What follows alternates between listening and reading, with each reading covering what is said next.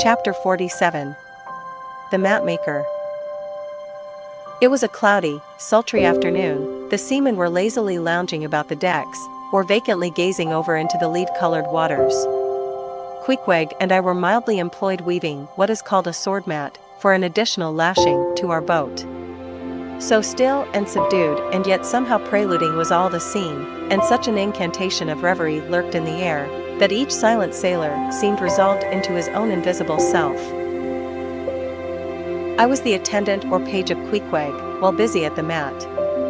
As I kept passing and repassing the filling or woof of marline between the long yarns of the warp, using my own hand for the shuttle, and as Queequeg, standing sideways, ever and anon slid his heavy oaken sword between the threads, and idly looking off upon the water, carelessly and unthinkingly drove home every yarn, I say so strange a dreaminess did there then reign all over the ship and all over the sea, only broken by the intermitting dull sound of the sword, that it seemed as if this were the loom of time, and I myself were a shuttle mechanically weaving and weaving away at the fates.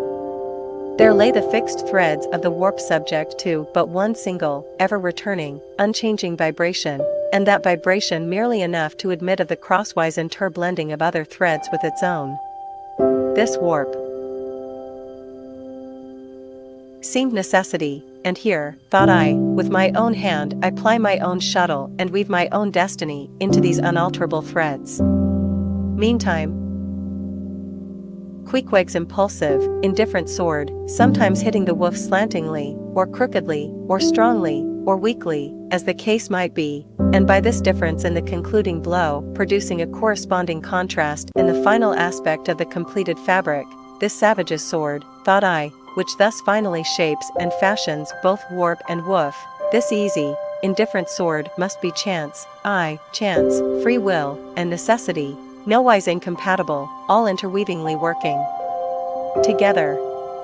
The straight warp of necessity, not to be swerved from its ultimate course, its every alternating vibration, indeed, only tending to that, free will still free to ply her shuttle between given threads, and chance, though restrained in its play within the right lines of necessity, and sideways in its motions directed by free will, though thus prescribed to by both, chance by turns rules either, and has the last featuring blow at events. Thus we were weaving and weaving away when I started at a sound so strange, long-drawn, and musically wild and unearthly, that the ball of free will dropped from my hand, and I stood gazing up at the clouds whence that voice dropped like a wing. High aloft in the crosstrees was that mad, gay header, Tashtego. His body was reaching eagerly forward, his hand stretched out like a wand, and at brief sudden intervals he continued his cries.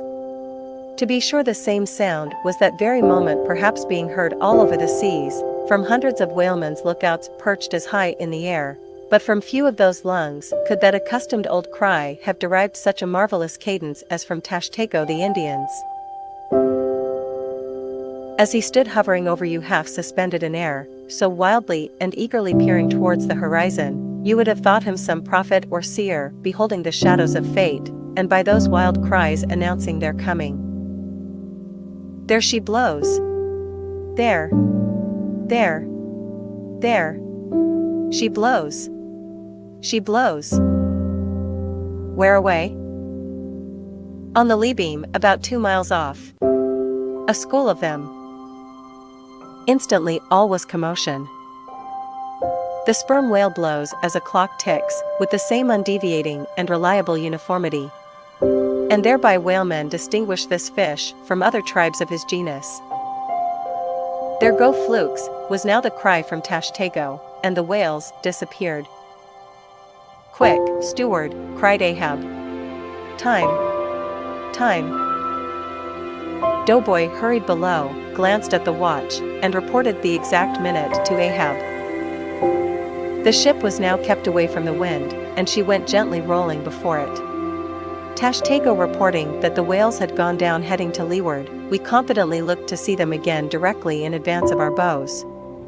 For that singular craft at times evinced by the sperm whale when, sounding with his head in one direction, he nevertheless, while concealed beneath the surface, mills round, and swiftly swims off in the opposite quarter, this deceitfulness of his could not now be in action, for there was no reason to suppose that the fish seen by Tashtego had been in any way alarmed, or indeed knew at all of our vicinity.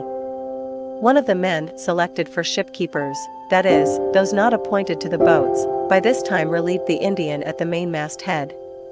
The sailors at the fore and mizzen had come down, the line tubs were fixed in their places, the cranes were thrust out, the mainyard was backed, and the 3 boats swung over the sea like 3 samphire baskets over high cliffs. Outside of the bulwarks their eager crews with one hand clung to the rail, while one foot was expectantly poised on the gunwale. So looked the long line of man-of-war's men about to throw themselves on board an enemy's ship. But at this critical instant a sudden exclamation was heard that took every eye from the whale. With a start all glared at dark Ahab, who was surrounded by 5 dusky phantoms that seemed fresh formed out of air.